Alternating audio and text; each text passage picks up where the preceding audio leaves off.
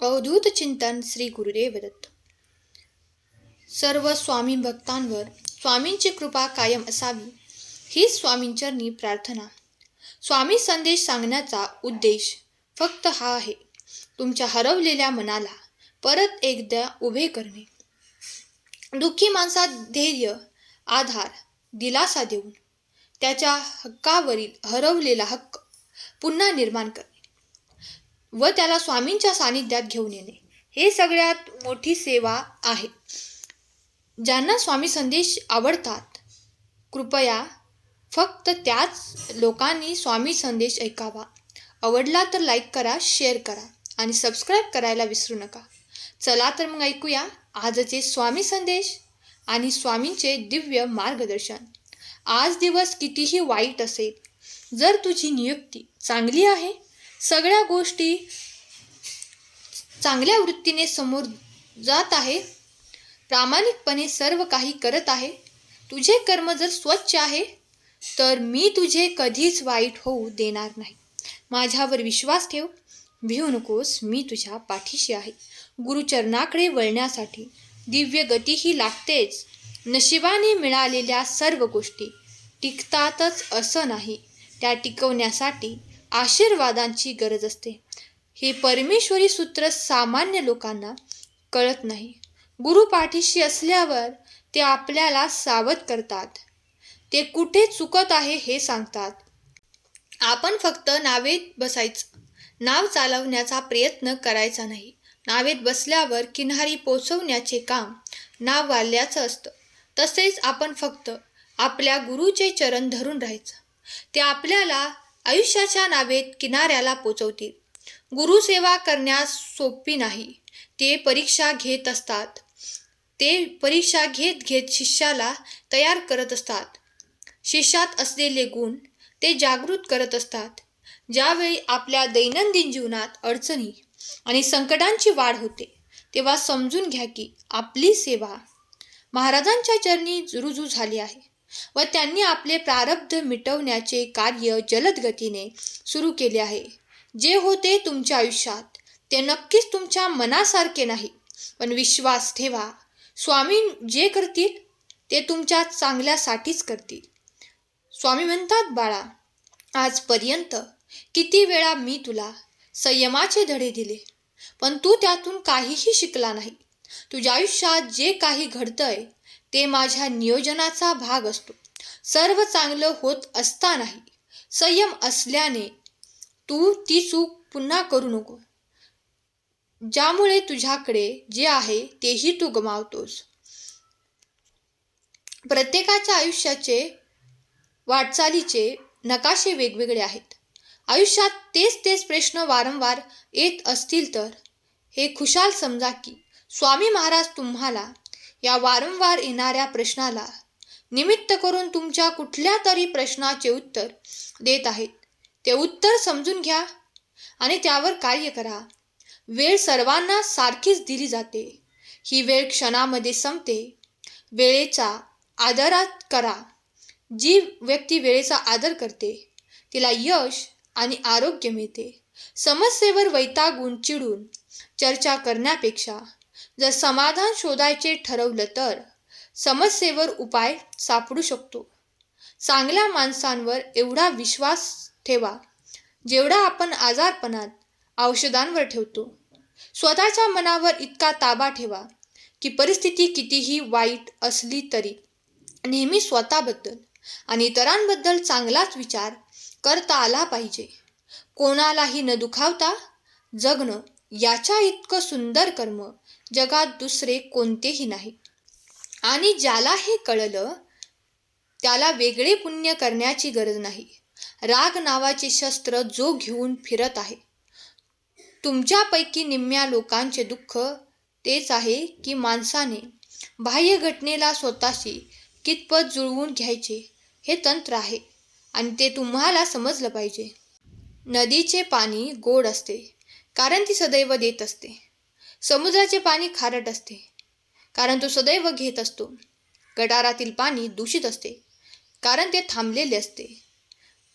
तर जीवन आहे, देत राहाल तर गोड लागेल, घेत राहाल तर खारट लागेल आणि जागेवर थांबाल तर दुर्गंधी येईल. त्यामुळे वेळ आहे तोवर निर्णय घ्या आणि आयुष्याची पुढची वाटचाल सुरू करा.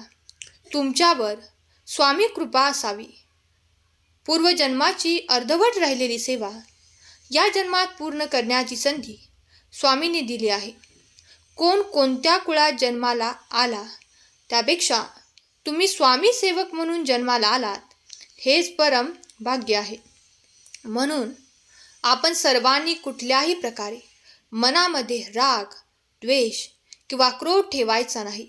स्वामी म्हणतात, शासन आम्ही करतोय, आम्हाला वाईटाचा नाश करायचा आहे, पण उत्तम रचना उदयाला आणायची आहे. प्रत्येकाला त्याच्या कर्माचं फळ भोगून संपवावे लागेल. आम्ही तुमचे पाप कमी करू, पण जेव्हा तुम्ही सेवेत रुजू व्हाल. परंतु हेतुपूर्वक सेवेत येऊ नकोस.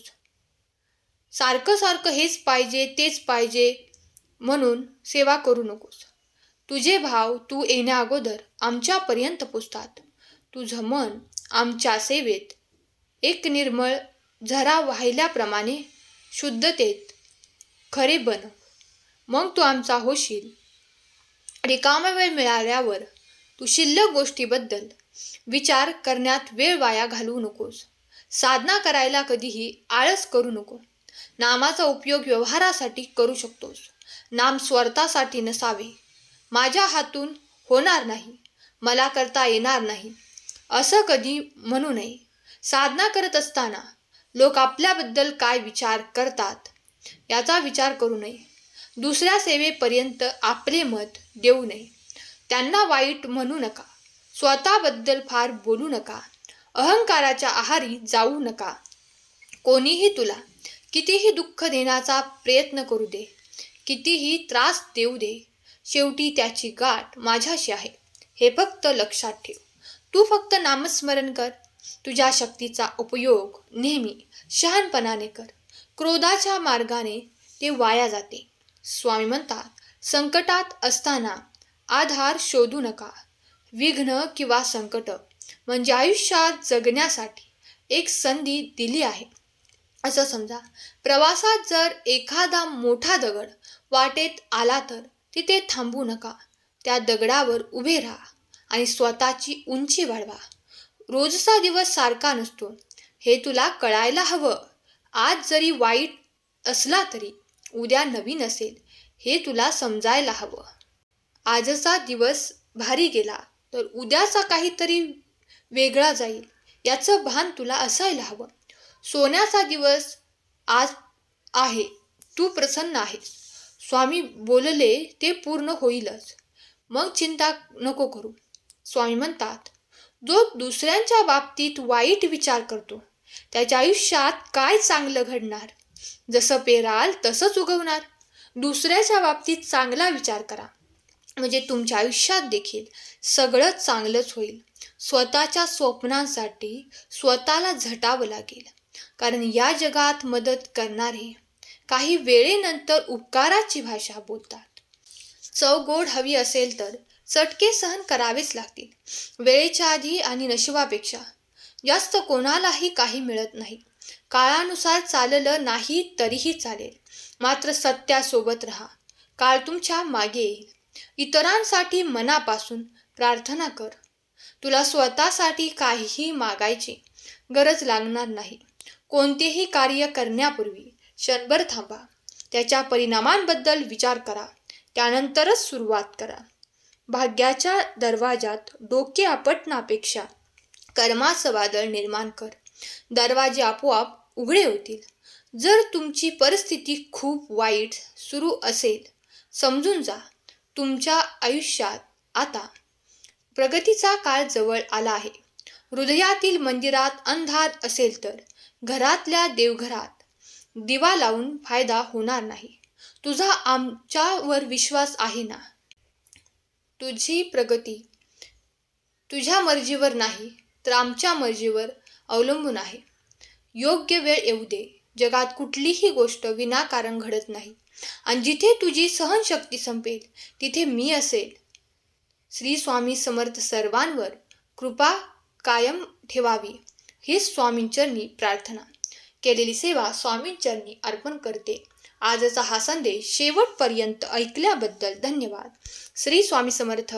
जय जय स्वामी समर्थ.